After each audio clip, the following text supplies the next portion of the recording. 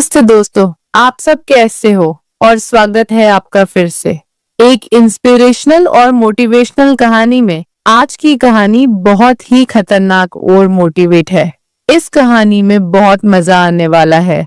अंत तक जरूर सुनिए। मैंने अपनी अलमारी से ताकत वाली गोली निकाली जो कभी कभार अभिषेक लेते थे और मैं किचन में चली गई। मैंने हल्दी बादाम वाला दूध बॉयल किया और उसमें एक गोली डाल दी ताकि अभिषेक को थोड़ी ताकत मिल सके। ऐसा करते करते रात के 10 बज चुके थे। फिर मैंने जल्दी से दूध का गिलास लिया और अभिषेक के कमरे में चली गई। अभिषेक बड़े ध्यान से मेरा इंतजार कर रहे थे। जैसे ही मैं अंदर आई, अभिषेक खड़े हो गए और मुझे देखने लगे। जब वह कुछ नहीं बोला तो मैंने ही पूछ लिया, ऐसे क्या देख रहे हो? बताओ, मैं कैसी लग रही हूँ? अभिषेक ने संकोच में कहा, मौसी, मन तो ऐसा कर रहा है कि आपको अभी खा जाऊं।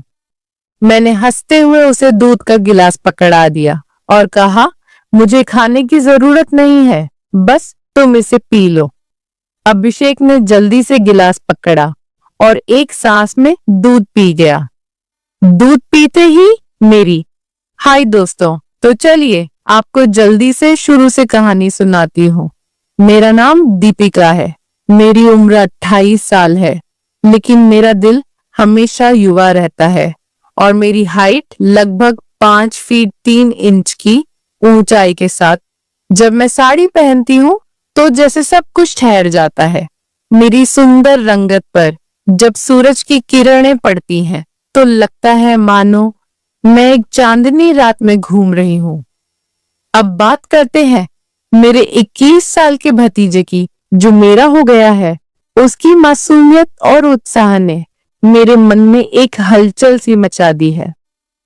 जब वह मेरी तरफ देखता है तो उसकी आंखों में वह खास चमक होती है, जैसे वह किसी खूबसूरत ख्वाब को देख रहा हो। कभी वह मुझसे कहता है, मौसी, आज आप सच में बहुत सुंदर लग रही हैं। इसलिए मेरे पति कभी कभी दिन में ही मेरा पूजन कर देते हैं। हम शहर में रहते हैं क्योंकि मेरे पति सरकारी नौकरी करते हैं। मेरी 1 साल की एक बेटी भी है, इसलिए दूध की थैलियां भी बड़ी है। मैं अपने पति का आशीर्वाद समझकर रोज लेती थी। भले ही हमारी शादी को 9 साल हो चुके थे, लेकिन मेरे पति अभी तक मुझे अच्छा प्यार करते थे। वैसे आमतौर पर उसका रंग काला ही होता है, लेकिन मैं बहुत साफ सफाई रखती थी और कभी कभार मेकअप भी कर लिया करती थी। पिछले महीने कुछ ऐसा हुआ जिसका हमें बिल्कुल अंदाजा नहीं था। शाम को मेरे पति साहिल घर आ रहे थे।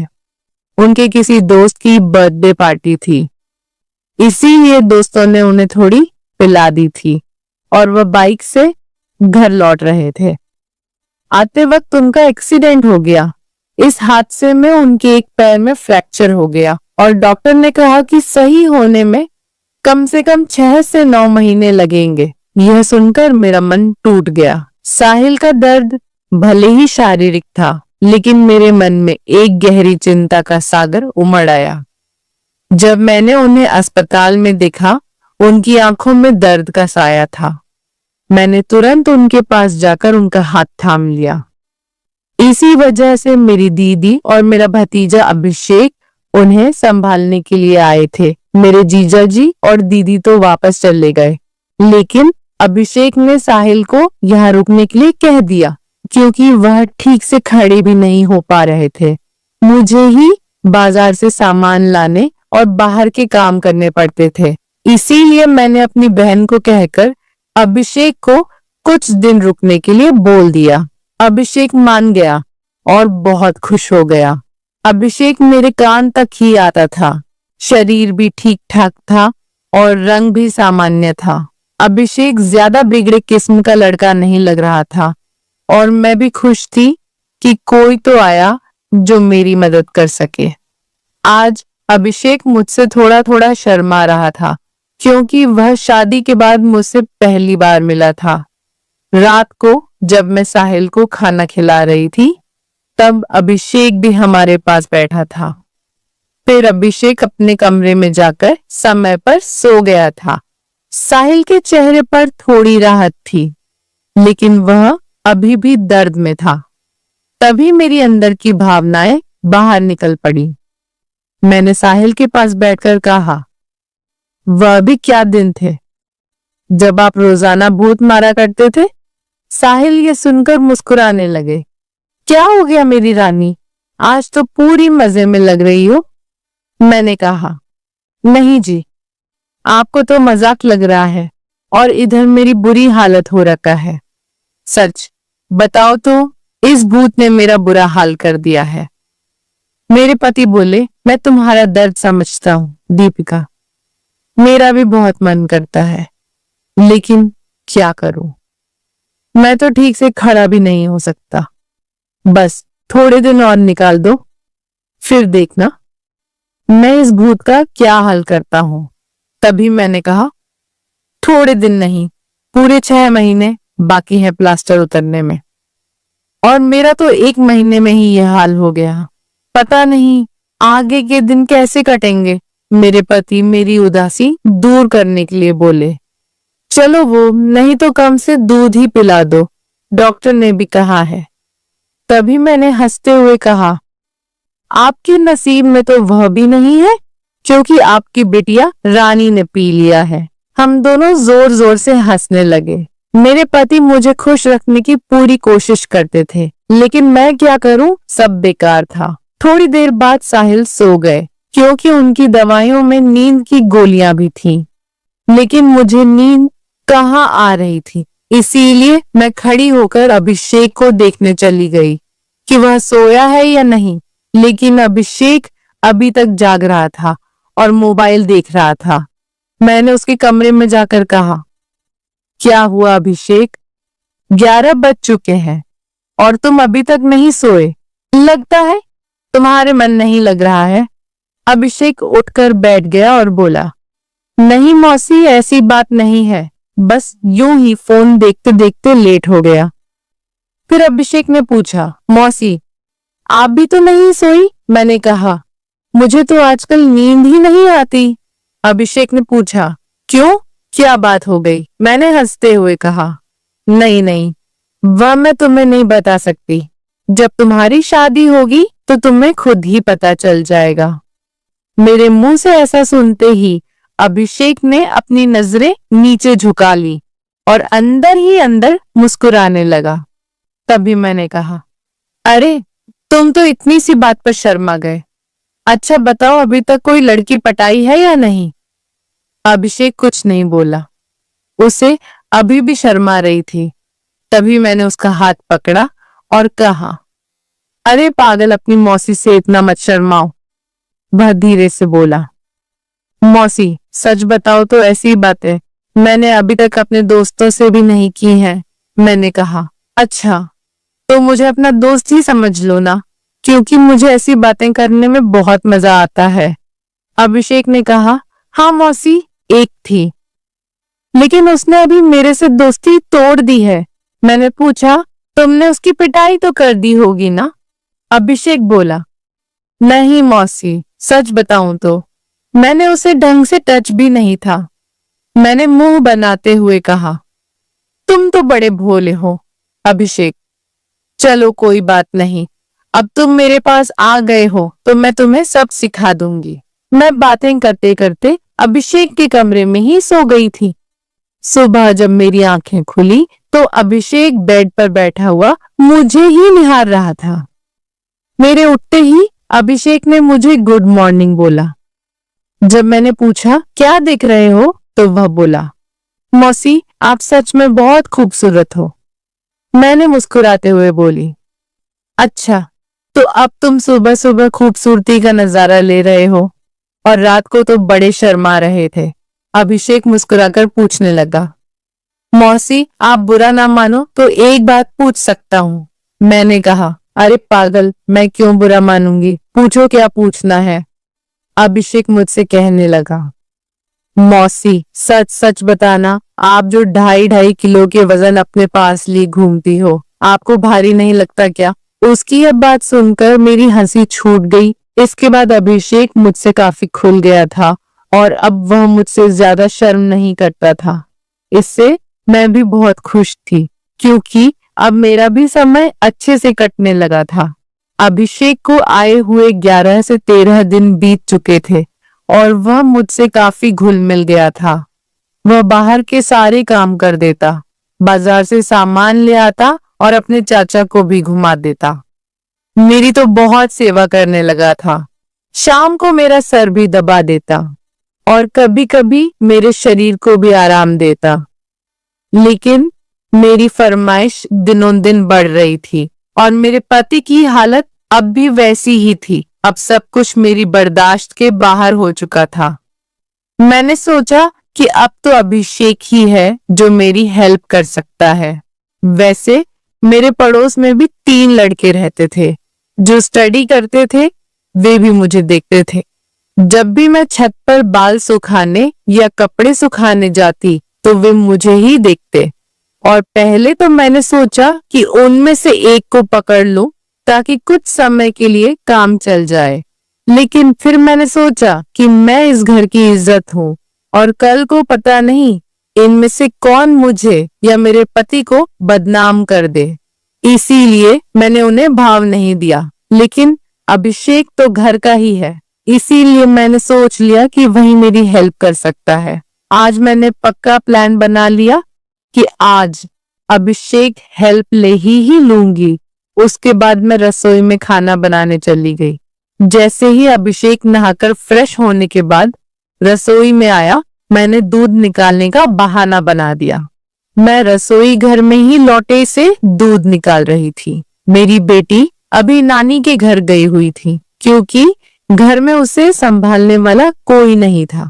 इसलिए अब बाकी का दूध निकालना पड़ता था और घर में मेरे पति और अभिषेक के अलावा कोई नहीं था, तो मुझे डर भी नहीं था। जैसे ही अभिषेक अंदर आया, वह मुझे देखकर एकदम घबरा गया और कहने लगा, सॉरी मौसी, मुझे माफ कर दो। मैंने देखा नहीं और बाहर जाने लगा। तभी मैंने उसे रोक लिया। अरे अभिषेक, क्या हुआ? कोई बात नहीं, अंदर आ जाओ, अभिषेक बोला। अरे मौसी, ऐसे में अंदर कैसे आऊं? मैंने कहा। ऐसे वैसे मत करो और जल्दी से आकर मेरी मदद करो। अभिषेक का मन भी कर रहा था, लेकिन मैं उसकी मौसी थी, इसीलिए वह थोड़ा अनकंफर्ट फील कर रहा था। फिर मैंने उसे कहा, अरे इतना क्या शर्मा रहे हो? अब जल्दी से आओ और मेरी मदद करो। धीरे धीरे अभिषेक रसोई में आ गया और पास आकर खड़ा हो गया। वह मुझे देखता ही रह गया। तभी मैंने कहा, ऐसे क्या घूर रहे हो? क्या तुमने आज तक नहीं देखा? अभिषेक बोला, माँ कसम मौसी, मैं आपको बता नहीं सकता कि मुझे कैसा लग रहा है। बहुत ही अच्छा है मौसी, मैंने कहा। तारीफें करना छोड़ो और यह मेरी मदद करो। तभी अभिषेक बोला, मौसी मुझे नहीं आता, कैसे करना है? तो मैंने कहा, अरे बुद्धू, इसमें कुछ नहीं करना, ये लो पकड़ो और बस धीरे धीरे निकलो। थोड़ी देर बाद जब अभिषेक के हेल्प में हाथ तेज होने लगे तो मैंने सोचा कि अब मेरा आगे झुककर सही से काम करने का समय है। मगर जैसे ही मैं झुकने लगी तो देखा कि अभिषेक का काम तो पहले ही खत्म चुका है। उसे देखकर मेरा मन बहुत उदास हुआ, लेकिन फिर भी मेरी हंसी निकल ही पड़ी। मैंने नाराजगी से अभिषेक को मारते हुए कहा, यह क्या किया पागल, तुमने तो शुरू होने से पहले ही खत्म कर दिया। इसके बाद जैसे ही अभिषेक का नशा उतरा, उसने हड़बड़ा हुए कहा, सॉरी मौसी, सॉरी, वो मैंने ऐसा काम पहले कभी नहीं किया, इसलिए मुझसे ऐसा हो गया। मैं अभी जाकर साफ करके आता हूँ। और उसने मेरी एक भी बात नहीं सुनी और तुरंत रसोई में से चला गया। मैंने भी उसे ज्यादा रोकने की कोशिश नहीं की क्योंकि मैं समझ चुकी थी कि यह उसके लिए इतना आसान नहीं होगा। इस चक्कर में आज खाना भी लेट हो गया था, इसलिए मैंने जल्दी से खाना तैयार किया और साहिल को कमरे में देने के लिए चली गई। साहिल भी बैठे बैठे खाने का इंतजार कर रहे थे। साहिल बिल्कुल सीधे साधे और सरल स्वभाव वाले आदमी है। वह मेरी बहुत चिंता करते हैं। जब मैं उनके लिए खाना लेकर गई तो पूरा पसीने से भीगी हुई थी। मुझे देखकर वह बोले, इतनी जल्दबाजी क्यों करती हो? दीपिका, धीरे धीरे काम कर लिया करो ना। देखो, तुमने अपना क्या हाल बना लिया है। तब मैंने उन्हें छेड़ते हुए कहा, यह तो कुछ भी नहीं है। जब तुम काम करते हो तो मेरा इससे भी बुरा हाल हो जाता है, और तब तो मैं तुम्हें रुकने के लिए भी कहती हूँ, लेकिन तुम तो नो कहकर काम की स्पीडी को दुगना कर देते हो। मेरे मुंह से ऐसा सुनकर मेरे पति मुस्कुराने लगे। तुम भी ना दीपिका, कहाँ की बात कहाँ ले जाती हो। इसके बाद साहिल ने खाना खा लिया और मैंने उन्हें दवाई भी दे दी। दवाई लेने के बाद उन्हें नींद आ गई और वह आराम करने लगे। मैं भी काफी थक चुकी थी, इसलिए मैं नहा धोकर फ्रेश हो गई। इसके बाद मैं अभिषेक के कमरे में उसे देखने के लिए, तो वह भी सो चुका था। फिर मैं भी आकर आराम करने लगी। शाम को जब मैं अभिषेक को चाय देने गई तो वह बैठा फोन चला रहा था। मुझे देखकर उसके चेहरे पर मुस्कान आ गई। मैं भी उसे देखकर हंसने लगी और मैंने उससे पूछ लिया, क्या बात है? अभिषेक, आज तो तुम काफी ढीले ढाले से लग रहे हो। अभिषेक बोला, मौसी, वह मैंने पहली बार काम ऐसा अनुभव लिया था। प्लीज आप बुरा मत मानना, मैं सच बता रहा हूँ, बिल्कुल मेरे से काम नहीं कर पाया। तभी मैंने उसे रोकते हुए कहा, अरे बेवकूफ, मैं कब बुरा मानने लगी। वैसे सच बताऊं तो मुझे भी अच्छा लग रहा था। इसके बाद मैंने अभिषेक को चाय पकड़ा दी और उसके साथ बैठकर पीने लगी। हम दोनों बातें करने लगे। आज अभिषेक के मुंह से मेरे लिए तो फूल ही झड़ रहे थे। वह बस मेरी तारीफें ही करता जा रहा था। मौसी, आप बहुत अच्छी हो। मैं तो सोच रही हूँ कि सारी उम्र आपके ही घर रहूं। इन 13 दिनों में मुझे स्वर्ग जैसा महसूस होने लगा है। और ऊपर से आपकी खूबसूरती। मैंने मुस्कुराते हुए कहा, आज तो तुम्हारे मुंह से सिर्फ तारीफें ही निकल रही हैं, लगता है। अभिषेक मेरा हाथ पकड़कर बोला, आप सही कह रही हैं मौसी। अब आपको भी मेरे काम में मेरी मदद करनी होगी। अब तो आपको मेरी बात माननी ही होगी। प्लीज मौसी, मना मत करना। बस एक बार के लिए मेरी काम वाली बन जाओ। इसके बाद आप जो भी कहेंगी मैं करूंगा। जब अभिषेक सब कह रहा था तो उसका चेहरा लाल टमाटर जैसा हो गया था और मेरी मुस्कुराहट फूट पड़ी थी। मैंने उसके सर पर हाथ फिरते हुए कहा, अरे पगले, इतना सीरियस क्यों हो रहे हो? बताओ, मैंने तुम्हें कभी किसी चीज के लिए मना किया है? वैसे भी अब तुम्हारे चाचा तो वैसा भी मेरे काम में मेरी मदद नहीं कर पाते हैं, और तुम इतना शर्माओ मत। अगर इतना शर्माओगे तो कैसे चलेगा? अब से तुम मुझे अपनी मौसी नहीं बल्कि काम वाली ही समझना। अभिषेक बोला, मौसी एक बात और है, मेरा तो काम करते ही निकल जाता। मैं बहुत काम करता हूँ। मैंने उसे कहा, इसकी चिंता मत करो, इसका इंतजाम मैं कर दूंगी, तुम बस काम के लिए तैयार रहना। मेरे इतना कहते ही अभिषेक खुश हो गया और उसने थैंक्स मौसी की रट लगा दी। कहने लगा, मौसी आप बहुत अच्छी हैं। इसके बाद मैं चली गई क्योंकि शाम हो रही थी और मुझे साहिल को नहलाना भी था।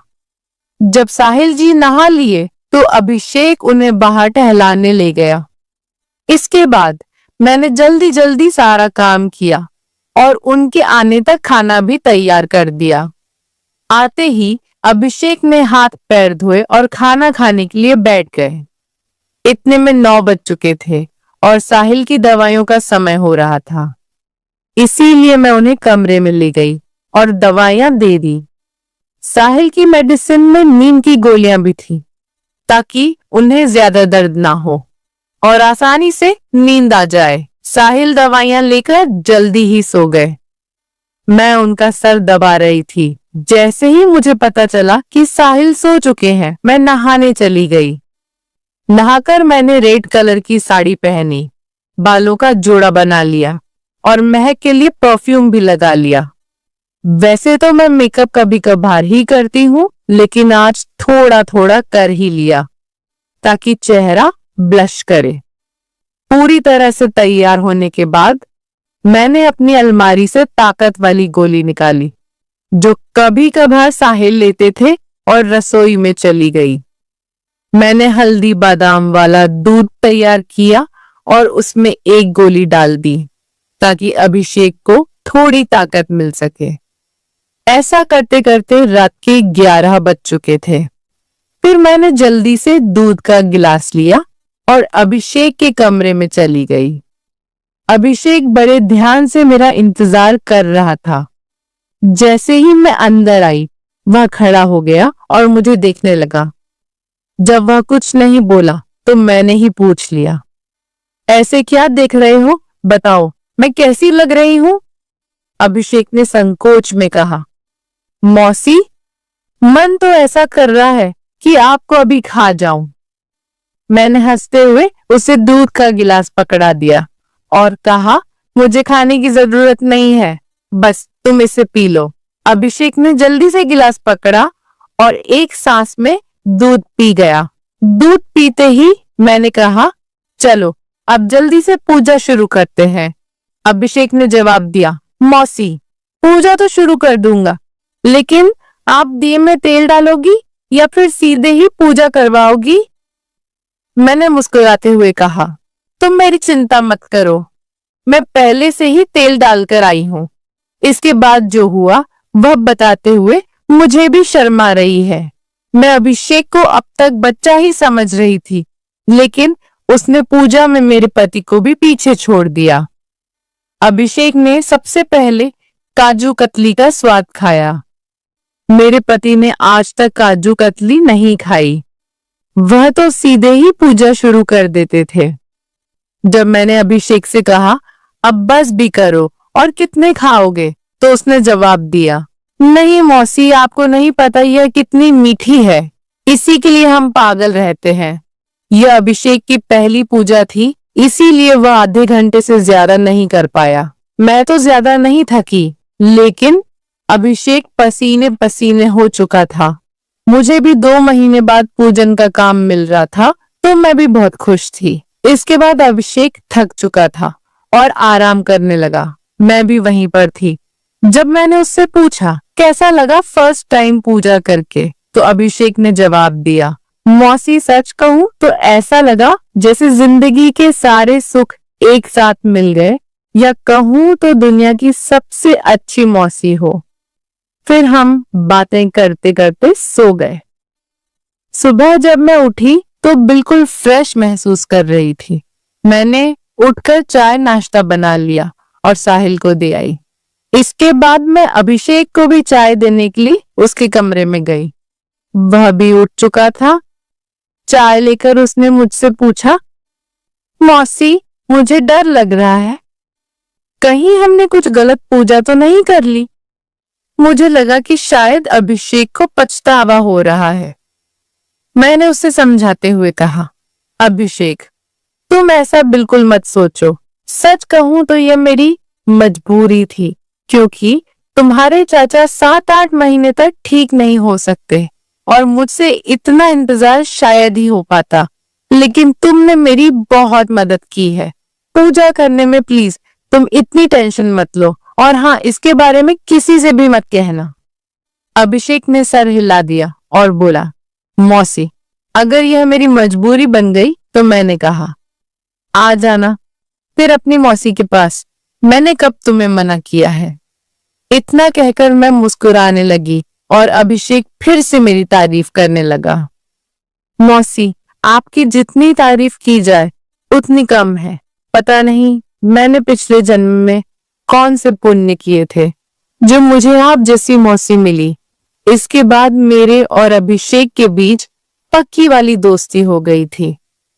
अब जब भी मेरा मन करता मैं अभिषेक से पूजन करवा लेती। इसी बीच अभिषेक के पापा ने फोन भी किया था कि वह घर आ जाए, लेकिन अभिषेक ने मना कर दिया। अब मेरे पति साहिल भी चलने फिरने लगे थे, तो हम लोग बाजार भी घूमने लगे। अभिषेक अब मेरी ओर ज्यादा केयर करने लगा था। शाम को जब भी मैं साहिल को सुलाकर अभिषेक के पास जाती तो वह मेरे पैर दबाता, कमर की मालिश करता और सर भी दबाता। मैं अभिषेक से कहा भी करती थी कि मेरे लिए इतना काम करने की जरूरत नहीं है, लेकिन वह नहीं मानता और कहता, चुप रहो मौसी, आप सारा दिन काम करती हो इसीलिए थक जाती हो, तो इतना तो मुझे भी करने दो दोस्तों। शायद आप लोगों को मैं बिल्कुल भी पसंद ना आऊं, क्योंकि मैंने इसके रिश्ते को खराब किया है। लेकिन सच कहूं तो मैं भी ऐसा करना नहीं चाहती थी, लेकिन भावनाओं में सब कुछ हो गया। इसलिए प्लीज आप लोग समझने की कोशिश करना और मेरी कहानी को सुनकर भावनाओं में मत बह जाना, क्योंकि सच में ये गलत बात होती है। तो मेरे खातिर कमेंट में एक प्रॉमिस जरूर करके जाइए कि आप लोग अपने जीवन में ऐसा कभी नहीं करेंगे। स्टोरी की शिक्षा। यह कहानी हमें कई महत्वपूर्ण सबक देती है जो हमारे जीवन में काम आ सकते हैं। आइए हम इन शिक्षाओं को विस्तार से समझते हैं। कहानी में दीपिका अपने पति साहिल की देखभाल करती है जब वह दुर्घटना में घायल होते हैं। यह दिखाता है कि जिम्मेदारी का मतलब केवल व्यक्तिगत लाभ के लिए जीना नहीं है, बल्कि अपने प्रियजनों की देखभाल करना भी शामिल है। जीवन में जब हम किसी रिश्ते में होते हैं तो हमें अपने साथी के प्रति समर्पित रहना चाहिए, तो वह अधिक मजबूत और स्थायी होता है। हमें अपने रिश्तों में ईमानदार रहना चाहिए और एक दूसरे पर विश्वास करना चाहिए। तो दोस्तों, आपको यह कहानी कैसी लगी कमेंट में हमें जरूर बताएं, और अगर चैनल पर पहली बार आए हो तो चैनल को सब्सक्राइब करना न भूलें। ऐसी मजेदार कहानियां सुनने के लिए तब तक के लिए हमें इजाजत दे। मिलेंगे जल्दी ही एक नई कहानी के साथ में।